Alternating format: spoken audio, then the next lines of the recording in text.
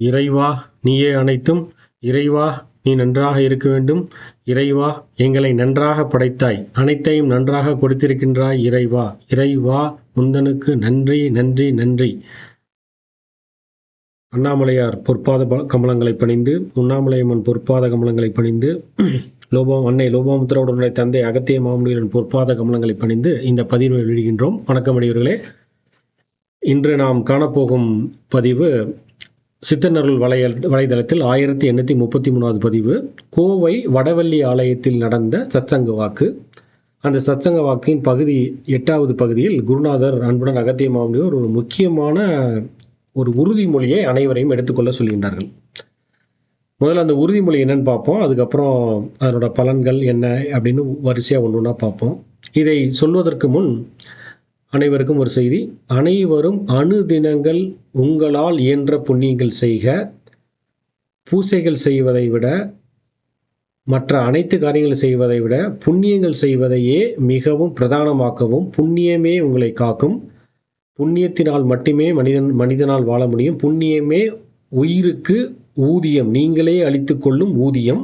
அதை வேறு யாரும் அளிக்க இயலாது. உங்களால் மட்டுமே உங்கள் உயிருக்கு ஊதியம் அளிக்க முடியும். உங்கள் வம்சத்திற்கும் ஊதியம் அளிக்க முடியும். உங்களின் அனைத்து சந்தோஷங்களுக்கும் எண்ணங்களுக்கும் எல்லாவற்றிற்குமே புண்ணியங்களால் மட்டுமே ஊதியம் அளிக்க முடியும். எனவே அடியவர்கள் அனுதினமும் ஏதாவது ஒரு ஜீவராசிகளுக்கு நல்லது செய்து கொண்டே இருக்க, அன்னம் அளித்து கொண்டே இருங்கள். புண்ணியத்தின் மூலாதாரமே அன்னம்தான். அன்னம் அளித்து கொண்டே இருங்கள். இது குருநாதர் சொன்ன வாக்கு. முதல் செய்தி. யாராவது ஒரு மனிதர்களுக்கு நல்லது செய்து கொண்டே இருங்கள். யாராவது ஒருத்தருக்கு தினமும் இன்னைக்கு நான் யாருக்காவது நல்லது பண்ணனா, ஏதாவது ஒரு உயிருக்கு நல்லது பண்ணனா, அந்த இயற்கைக்கு நல்லது பண்ணனா, இந்த மாதிரி கொஸ்டின், புண்ணியம் நான் இன்னைக்கு ஏதாவது செஞ்சிருக்கனா அப்படின்னு சொல்லிட்டு அது ஒரு செய்தி. அடுத்த செய்தி, அவசியம் சைவத்தை கடைபிடியுங்கள். சைவமே சிறந்தது, உயிருக்கு நல்லது. இதை சொல்லிவிட்டு இப்பொழுது குருநாதர் அன்புடன் அகத்திய மாமுனிவர் அளித்த தர்ம வழியில் உறுதிமொழி வாக்கு. இந்த வாக்கை குருநாதர் என்ன சொல்றாங்கன்னா, அதிகாலையில் இதை வந்து சொல்லணும். ரொம்ப சின்ன வாக்கு தான், ரொம்ப பெரிய இதெல்லாம் கிடையாது. முதல் பாயிண்ட், தர்மம் செய்வேன். உறுதிமொழி எடுத்துக்கிறோம் நம்ம. நான் டெய்லி தர்மம் செய்வேன். கண்டிப்பாக நான் தர்மம் செய்வேன். என்ன ஆனாலும் செய்து நான் என்னோட தர்மத்தை நான் செஞ்சுக்கிட்டே இருப்பேன். அடுத்தவர்களுக்கு நான் உதவி செய்வேன். அதனால தர்மம் செய்வேன்னு சொல்றாங்க. அடுத்தது, அனைத்திடத்திலும் பின் அன்பாக, அதாவது அனைவரிடத்திலும் அன்பாக பழகுவேன். ஜீவராசிகளில் இருந்து, மனிதர்களில் இருந்து எல்லோரிடமும் அன்பாக பழகுவேன். கோவத்தை குறைக்க சொல்றாங்க. கோவத்தை குறைச்சிக்கிட்டு அன்பாக பழகணும்.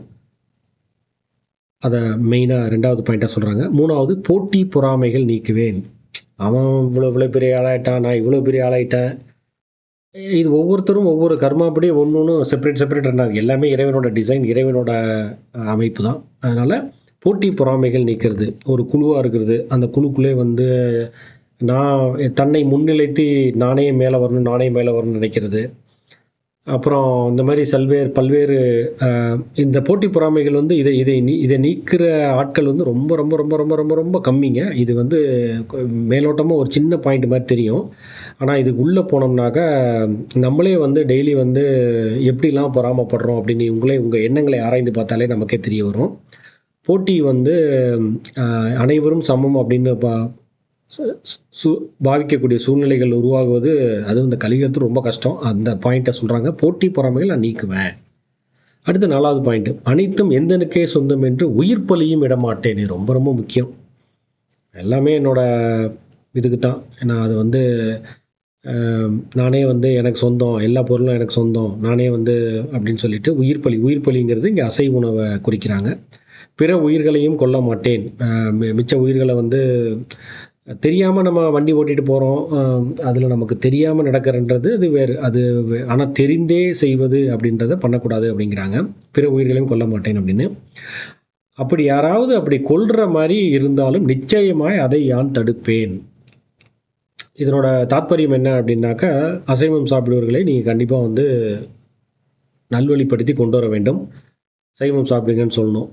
அப்படி கொண்டாலும் நிச்சயம் அதை தடுப்பேன். அப்படிப்பட்ட ஒரு நிலையில் இருக்கக்கூடியவங்கள இல்லைங்க இது பண்ணாதீங்க அப்படின்னு சொல்லணும். அப்படின்னு ஒரு உறுதிமொழி எடுத்துக்கணும். அவை மட்டும் இல்லாமல் தான் மட்டும் வாழ வேண்டும் என்றென்னாமல் பிறரும் கூட வாழ வேண்டும். இது 7வது பாயிண்ட். பிறருக்கு நன்மை செய்ய வேண்டும். 8வது பாயிண்ட். 9வது பாயிண்ட் வந்து பிறருக்காக உழைக்க வேண்டும். அதாவது நான் இந்த இந்த உலகம் எனக்கு மட்டும்தான் கொடுக்கப்பட்டிருக்கு, நான் மட்டும்தான் வாழுவேன், வேற யாரும் இருக்கக்கூடாதுன்னா என்ன நடக்கும் அப்படின்னா, என்னோட ஏரியாப்பா இதுக்குள்ளே வந்துடாத அப்படின்னு சொல்லிட்டு நம்ம ஜீவராசிகளையோ, இது கொஞ்சம் சித்த நிலையில் வந்து மிக உயர்ந்த நிலை.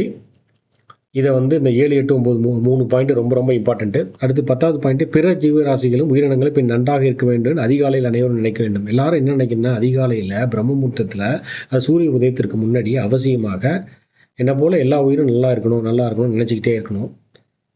இப்படி இந்த 10 பாயிண்ட்டையும் நினைச்சாக்க, அப்படி நினைத்தால் அகத்தியன் வந்து அனைத்து பிரச்சனையும் தீர்ப்பான் என்று சொல் மகனே அப்படின்னு உறுதிமொழி சொல்றாங்க. மகனே மகளே எப்படின்னா, இந்த 10 பாயிண்ட்டை அனுதினமும் யாராவது ஒரு அடியவர் இப்போ இந்த ரூட்ல இந்த 10 பாயிண்ட் படியே நான் நடந்துக்கிட்டே இருப்பேன் அப்படின்னு ஒருத்தர் கமிட்டடாக தன்னோட வாழ்க்கையில் இறங்கி, நான் வந்து இந்த 10 பாயிண்ட்டை எப்படியா டெய்லி இந்த 10 பாயிண்ட்டை செக்லிஸ்ட் மாதிரி இதை நம்ம பண்ணியிருக்கோமான்னு இப்படியே பண்ண குருநாதர் என்ன சொல்கிறாங்கன்னா, நான் வந்து அகத்தியன் வந்து அகத்திய மாமுனிவர் அவங்களே வந்து உங்களோட அனைத்து பிரச்சனையும் தீர்ப்பான் என்று சொல் மகனே அப்படின்னு சொல்லி இந்த உறுதிமொழியை அனைவரையும் எடுக்க சொல்லியிருக்காங்க. இந்த உறுதிமொழியை ஈஸியாக இருக்கணுன்றதுக்காக தான் இந்த தம்ப்நெயில்ல என்ன பண்ணியிருக்கோம்னா அந்த அப்படியே கொடுத்துருக்கோம்.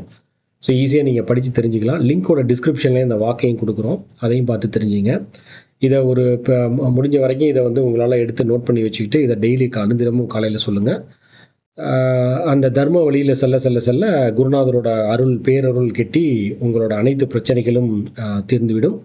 இது மிக மிக மிக மிக மிக முக்கியமான ஒரு வாக்கு. இதை பயன்படுத்தி வெற்றியடையுங்கள். மீண்டும் ஒரு நல்ல பதிவினில் சந்திப்போம். அன்னை ஸ்ரீ லோபாமுத்திரர் உடனே தந்தை அகத்திய மாமுனிவர் திருவடிகள் சமர்ப்பணம். சர்வம் சிவார்ப்பணம்.